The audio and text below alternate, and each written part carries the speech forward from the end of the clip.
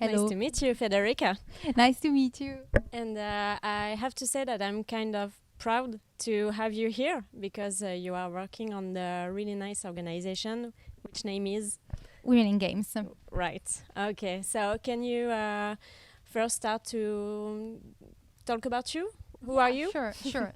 So I made a little presentation to make it nice and showing a little bit also on my background. So this is a little animation I made in pixel art. So let's start. And this is a little bit about me, just very briefly. I'm a marketer, like a freelance marketer, and I'm working right now with tech and gaming companies. And I'm also an ambassador for some organizations that are linked to these industries. For instance, Women in Games, which is a very famous one in this industry. Yes. And some of my passions and topics that are very important to me are definitely diversity and inclusivity. And these are a little bit of games I like, just to play a little bit the game. Show me which games you like or you play, and I'll tell you who you are. Hello. And you can see, I played a bit of League of Legends. I played a little bit of MMO, lots of indie, some Kingdom Hearts. Yeah. I don't know if you know some of them. Actually, you like. I like a lot. Stray. Yeah, of course. Yeah, I like it as well. Very chill. Yeah. I played possibly more hours than I lived in The Sims. So I think I have 3 or 4 lives in The Sims that I don't have in real life. And Final Fantasy. That's kind of the point of it. Yes, so just to have a little background of where I'm coming from, it is also gaming has been, of course, part of my childhood, of course. And when I have time, I do games sometimes, indeed. What's your favorite? Well, my favorite, I would say, the one that I like the story and I would actually play again, it's the Final Fantasy saga, I would say. So it's nice. Maybe my favorite it's going to be the 12, because I don't know, maybe it was also the first one, but I like the story, the gameplay, and everything. Even if I definitely have the most hours on The Sims, creating all my kind of worlds and stories. And yes, here there is also a little picture. This is also a game that I played, and I wanted to homage, of course, my little long lost Linton dogs. I always wonder where they are. Sometimes, I miss them. I should get a Nintendo again, but sometimes all these consoles get a bit old. And on a more serious note, of course, this was just a little background about me and who I am as a person. I wanted to maybe introduce why it's important for the organization, but actually also on a personal level. Diversity and inclusion for all people, okay? Even if the organization I'm an ambassador of is called Women in Games, to me it's very much about everyone, okay? And people with a different background, people that have a different past or have a different environment or peers. Well, for me it's important because it's the worst feeling being left out, and everyone can relate to that. Everyone can relate to the feeling of not fitting in, not being invited, not playing that game with your friends, your schoolmates, and it's bad. It's sad, you know. And this shouldn't happen when we are kind of adults or in industries, and it's something that can be changed. Yeah. And the developers that are actually working on the game jam this weekend can definitely make a change in that. And now, of course, I wanted to introduce a bit about the organization, because these are some topics that are very close to this organization. And sometimes people don't know that there are organization free, open to everyone. So you don't really need to have a technical background. You just you can just be someone who is interested in gaming, which can be also your mobile game, okay? And just wanted to find a community of people that can welcome you, can play together, and is sharing the same values. And for instance, in the gaming industry, sometimes it's very hard to enter or to meet the right people.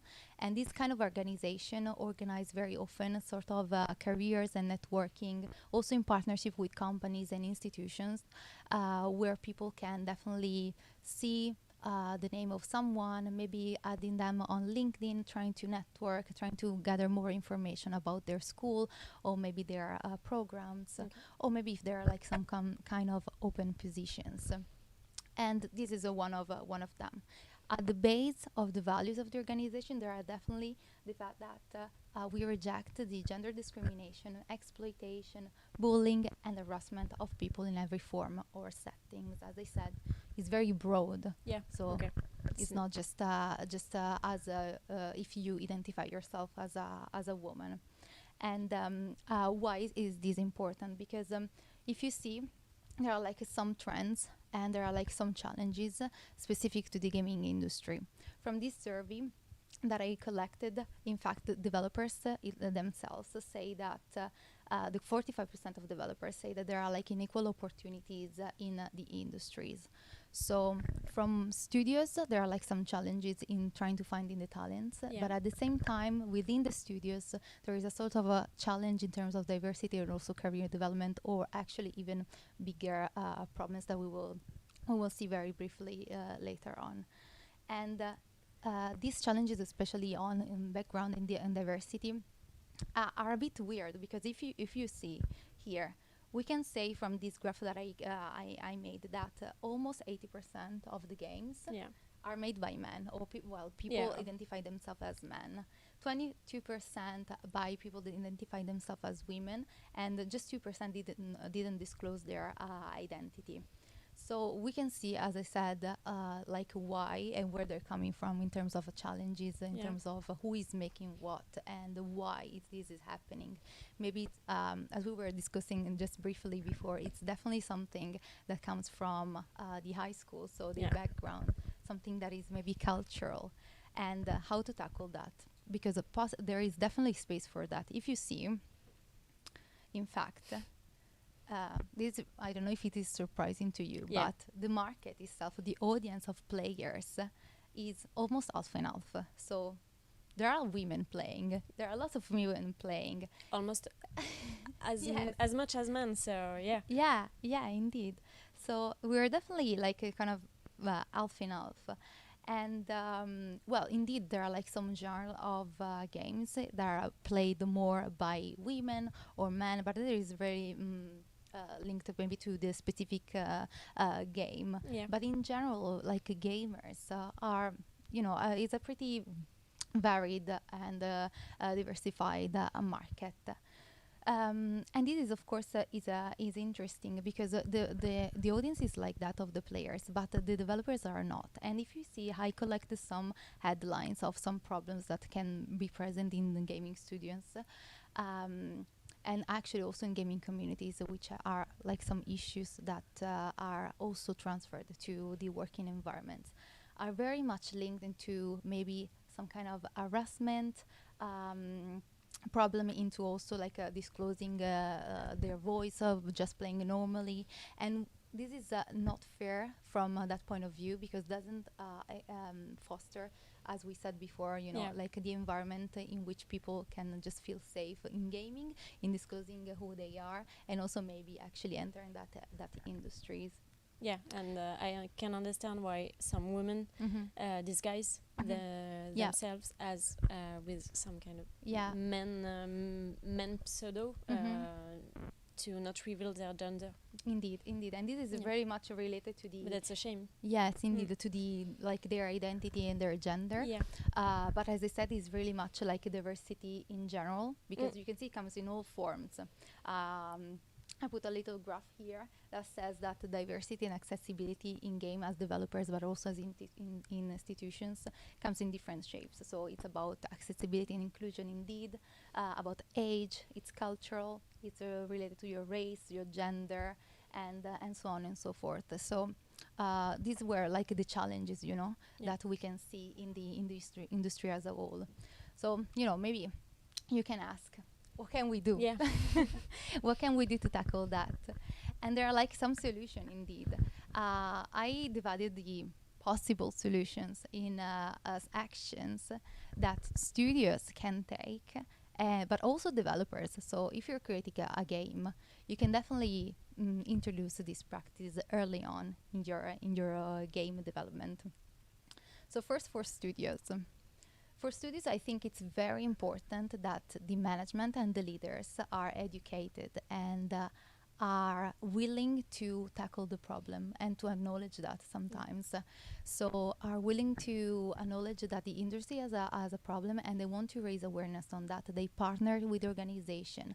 They seek guidance in crafting policies that are aimed at supporting diversity in that sense. They really kind of start their also processes and in their culture to be open. The communication are clear, and there is like a different awareness about these problems. That they are not just we don't talk about that, which is very, very, very common. So indeed, it really needs to come from the leadership, from the CEOs, the C levels, the big bosses. They need to be leaders and not just managers, and promoting these from like as company values and culture. So the organization Women in Games can train the leadership of a company to I don't know how to say it, but to explain them how to be more inclusive with their. Yeah, there are definitely suggestions, and there are also guidebook free available on the website that you can definitely read, and there are like some best practices that you can definitely put into practice. So you can partner up. There are, as I said, there were these events in which you can partner up and maybe become a sponsor in that. But there are lots of free resources that you can just take inspiration and trying to have some food for thought starting off, which is like I would say the very first step. And also from the studio point of view, I know this is also one of the best practices in this guide that you were talking about. It's also how to make your place attractive for the most diverse pool of candidates. In general, we can say that there is also lack of talent, for studios. Sometimes it's very hard to find the right talent, the right fit, maybe because they're lacking the specific skill set that you were looking for. And maybe it's actually like a problem like country related. So in the entire country, you cannot find, and you need to find a way outside of your borders. So indeed, a solution in that is definitely to institute a flexible working environment and inclusive tolerance culture. Why? Because whenever you go outside of your border, people are definitely diverse from culture, from your culture. So I am Italian, no? So if I say something and it's very straightforward, maybe you can perceive that as rude. But maybe to me it is not. So really be tolerant and say, okay, no, she's just Italian. No, well, jokes aside, Yeah, I'm French, so I understand, what you say. So yes, really to be open-minded and trying to understand, tolerant, and making that effort of saying, that person is just different. Is saying that maybe it's just using the wrong words. Just being tolerant and empathic and that. And trying to build up, as I said, like a communication and a place in which the voice of everyone is heard, compared to more hierarchical settings in which definitely like responsibility and management are still respected, but empower people to speak up. Indeed. So they shouldn't be afraid of, I don't want to say that thing, because otherwise, who knows what happens. That it's very important, and unfortunately it's very common too. And last thing, which is actually very fitting to this school, it's how to bridge the gap between the traditional education and the working world. So sometimes the traditional education is very general and lacks a bit project and work-based learning that actually is very needed in the work environment, and also lacks a bit like the skills of working in a team and working with other people that are definitely different than you, and you just need to learn how to communicate with them. So these kind of institutions like yours indeed is like a great place, because this is a weekend of game jam, no? Yeah. And they're learning to stay together, to spend lots of hours together. Yeah. I think this night is going to be a long night. Yes. Well, I cannot wait, because tomorrow they're going to have to present the final result. Yeah, I cannot wait for that. So it's a lot. You have to tolerate the other for so many hours, and sometimes it's hard, but it's important, because it does happen, especially in an industry that is definitely stressful, where there is like these products that needs to be launched, and sometimes deadlines are just there. And you can push it just until a moment, but then sometimes at some point like the product needs to be published. So definitely like work-based learning, something that can make up your project, that can tell your personality, your input, even if it's not finished, but your ideas, your creativity. I think it's the most important thing. And then some examples, because this is developer-wise. So I collected some examples of games that actually tackle accessibility and inclusivity and diversity in the development process, which is something that you can definitely implement early on when you're creating and thinking about your game. So these are some examples. I don't know if you know about this game that is called Unpacking. I don't. So it's the most chillest game ever. You just moved, okay, in a little room or whatever. Okay. You have boxes around your room, and these boxes are full of your stuff. And you just drag the item, and you put it on the shelf, and you put, I don't know, the pillow on the bed, and you put the socks in your wardrobe, and that's it. Okay. That's the chillest, like most zen, mindful game you ever encounter. No stressful music, no enemies. Nothing, no enemies. You're not gonna die. No bosses, no money, nothing. You're just there, and you're enjoying your life, decorating like your dollhouse without worrying about buying stuff. You know, no IKEA, no shipping, nothing. Okay, it's great. But why is it like inclusive? This game is inclusive because it has like the lowest barrier to gaming. Yeah. So it's easy. Everyone can play it, even a kid, okay? And these lowering barriers, I think it's very important, because if you think, how can I make the easiest game possible that can, I don't know, in this case, relax people, but just if you think about how can I create the easiest game possible that can teach something? How can I, there are like some games in which they kind of raise awareness about the sustainability choices that you can make. There is one game in which you definitely click on windows that have the lights lit up, and you just light off. Okay. Just this, but this is a really like just the simplest game, but raise awareness on a topic. And of course you can think about it in different domains. You can go crazy with your creativity and actually maybe think about actual skills that can be learned through like the easy entry barrier, and go on, and of course create levels and level of difficulties on that. Another thing, of course, is also this one.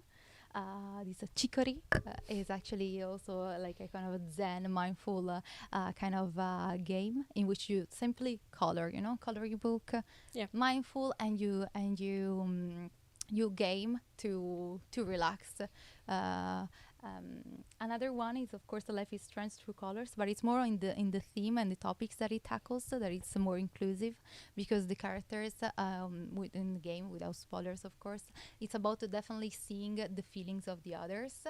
So it's really like trying to teach how to be empathic, which definitely also links back to what we said before, trying to understand the other and be tolerant, and trying to understand how the other is feeling, And another idea that developers, of course, can introduce in their gaming is representation.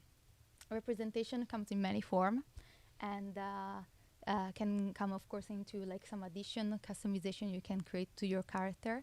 in order to make it more similar to people that may be playing your game, or simply make it more realistic. Okay, so or making it like as diverse as possible, as customizable as possible in terms of gender, like aspect, looks, or also devices for disabilities, which are very specific. And I wanted also to add this picture, like by Whitethorn Games, accessibility updates, because these are features that indeed you can think about as something that is very close to your values. But on another side, it's also something that you can, in a way, market, in the sense that you can communicate. So you need to communicate that. You can reach a wider audience for sure, and you're definitely just doing good. You're definitely just talking about yourself, talking about your product, and indeed actually reaching a wider audience. Is definitely like the way of saying, of course, you just solve for one and then extend it to others. Okay, so that's is also really very important. And then the last thing for developers is definitely for never stop learning. There are lots of resources like the game accessibility guidelines. There is a huge checklist you can check, from easy to intermediate to advanced features that you can implement in your game depending on the difficulty. Definitely resources also for reading, never stop learning. And this is another example, as you say, that there is a chorizo. It's a little dog on a wheelchair. And this is also like an example indeed of inclusivity and diversity in a game, because of course it's more empathic, but indeed it's also kind of a representation of the reality. So my advice would be to never stop learning and look around and trying to reach out, try to connect with people, ask. Even there are no stupid questions, so try to connect and get to know the other people. So thanks for your attention.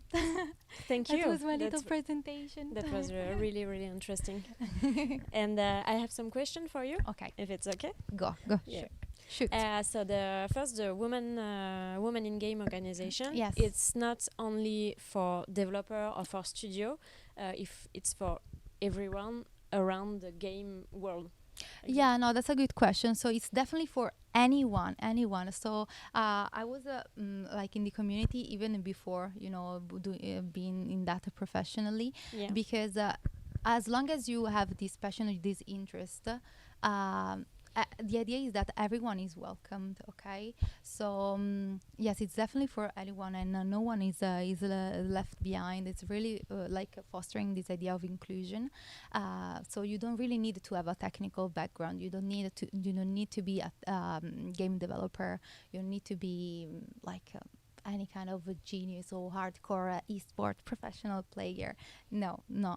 So as long as you have this interest, you can be part of the community. Also because if you think about in the industry itself, there is the need of so many figures and roles.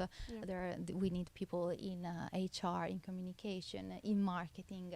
We need people at all levels, project management, finance, administration. We need people like at any levels, not just technical game development. So it's for anyone. Okay, and what's your role in the organization? And you're in marketing. That's yes. Of course, I am. As I said, of course, I am a marketer. Okay. So I'm also an ambassador. So I'm happy to spread the word about this value. Okay. So yes, as I said, in fact, I don't have a technical background. I just have a technical interest. Yeah, that's. That's really good. And what are some skills necessary to do your job, your everyday job? Yes, no, that's a good question because, to me, I really think that it's important to be curious and do the job of being a sort of explorer, trying to go in the community, trying to listen to the people. Who are the people? What they like for real? What they talk about for real? Where they gather? What are their problems? What they think about? What are their pains? what are their problems on a everyday life, and try to understand the people first. So trying to be explorer, empathic, and curious for sure. And then on the other side, to never stop learning also in my field.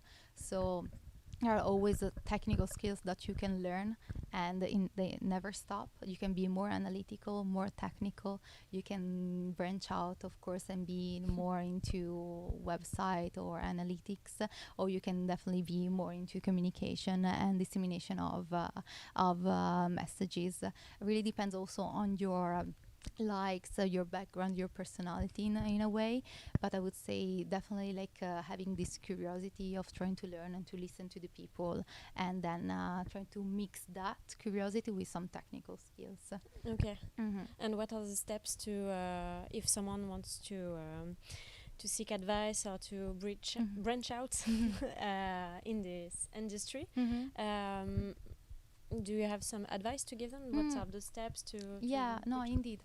No, well, what I think is that it's important, for instance, as I said, maybe to connect with people. So try to find where are the events, also free, that I can go, where I can meet the people, and I can just start a conversation. I can, be a bit brave and say, hello, how is going? So I was really reading that thing, I was watching that thing you were saying, so I would like to know more, because actually it's my dream. I really would like to go in that industry, and people would be actually happy to mentor you or to help you out if they can. Maybe things don't work out, but maybe sometimes they do.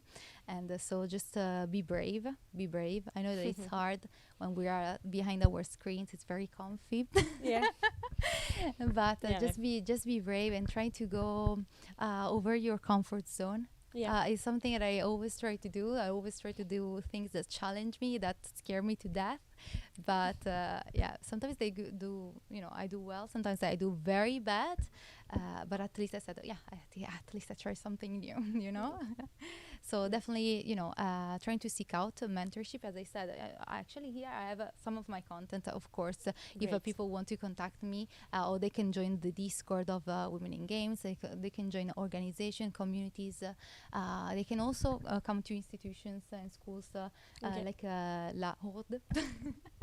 Really well said.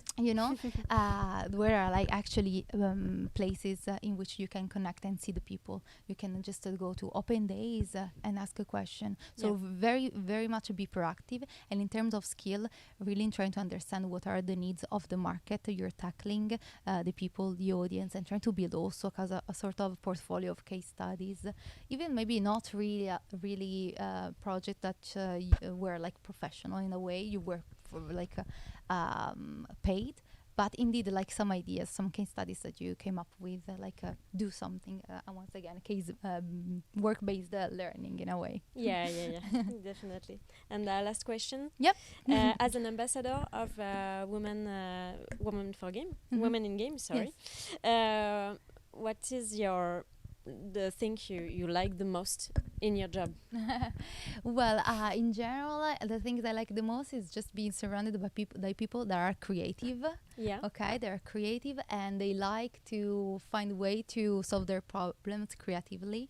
So they collaborate, okay, or if they don't have the technical skills, or if they have the technical skills, they create tools and stuff to make their work easier. That is the best thing.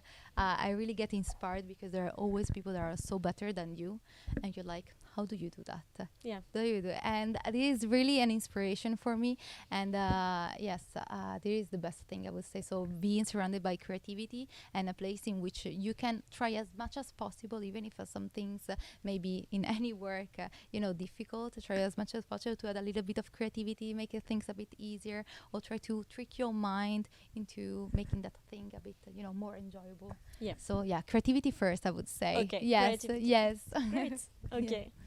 Well, thank you very much. Thank you. It was really interesting. I think it's a really important subject. So really thank you to join us. Thank you so much. To Bordeaux. Thank you so much. Actually, it was a pleasure, and I thank you so much for the invitation, because I think it's my pleasure to have met all of you and the vibrant community and the games you're building. So that's super cool. Thank you so much. Thanks.